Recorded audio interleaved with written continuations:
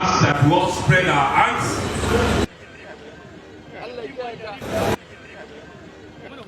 Aymana, go, Aymana. 1 minute, come inside. You spoke about the Northerners preparing for 2023. Yeah. And quite a number of people have said, why would this man be saying that Northerners prepare for 2023 again? Yeah. Aren't there other people in Nigeria? So could you expatiate on that? This is democracy. And democracy, we run a constitutional democracy. And constitutional democracy is all about people. It's about number. And I have no doubt in my mind, we have the number. I don't want to sound immodest. The 2015 election, 2019 election has clearly defined who is who. I'm not trying to be arrogant. And I'm also not saying that it's a thing that must be forcefully on Nigerians. But I'm saying, considering the fact that a lot of things had happened, let me make mention of two things.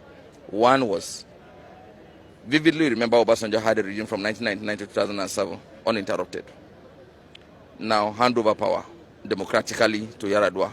Yar'Adua only lasted 1 year. The second year, he was ill. We had an acting president in that capacity, which is Jonathan. Jonathan had 1 year. Umaru had only 1 year. Jonathan had the other year. Then subsequently, there was issue of doctrine necessity that suddenly, after the demands of Yar'Adua, the second year and few months, there was issue of doctrine necessity that made him substantive president at that time. When he becomes a president, you could now recall that Yar'Adua had only 1 year, even in his tenure. Jonathan had an acting president for 1 year and subsequently becomes substantive president for another 2 years at that first tenure of Yar'Adua regime. Now, in 2011, it's expected that Jonathan shouldn't have contested, since it's about rotational presidency, right, and we are supposed to have uninterrupted 8 years. Right. Now, there was an interruption in 2011 where Jonathan contested and won the election, even when some of us were totally against it because we knew it would come to a day like this. He won the election. You know, normally it is very rare and very difficult to upturn election against an incumbent government. Jonathan now got his way for second term. Now, Jonathan finished. If you put up the 8 years of Obasanjo, the 3 years of Jonathan, the 6 years of Jonathan per se, is this 6 years? Yes, this 6 years of Jonathan. You put together, you realize that if you put up your pen and paper, you realize they start to have about 15 years. So if the North is being marginalized? We are being marginalized, that's the language. Now, Yar'Adua had only 1 year for the northern slot.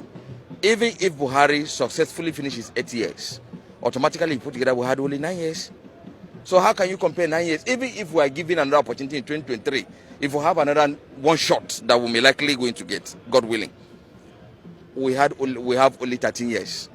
Already we have been cheated for 2 years. But by the way, at least it is better to go to 13 than just end in 9. But is it about the number of years one spends or competence? Like as our speaker today mentioned, like competence. Are you saying that you only have the competence one in southern part of the country? We don't have them in the north? That's not what I'm saying. I'm saying if you say Northerners, the north will produce something competent with full capacity.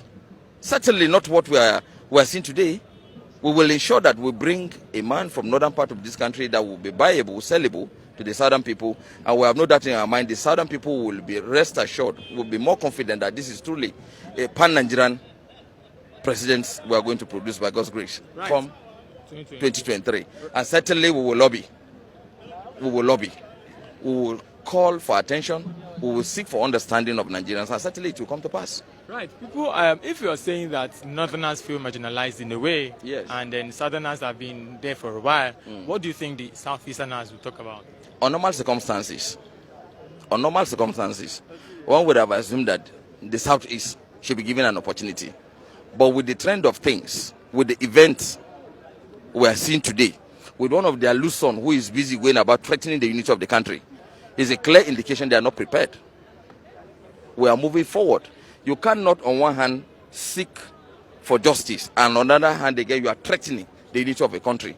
It's not there anywhere. So if they are truly serious, we should begin to see them to stop talking anyhow. Stop threatening Nigerians. On that basis, then Nigerians will begin to be comfortable. Then we know they are prepared. Then subsequently, we can negotiate. Politics is about negotiating.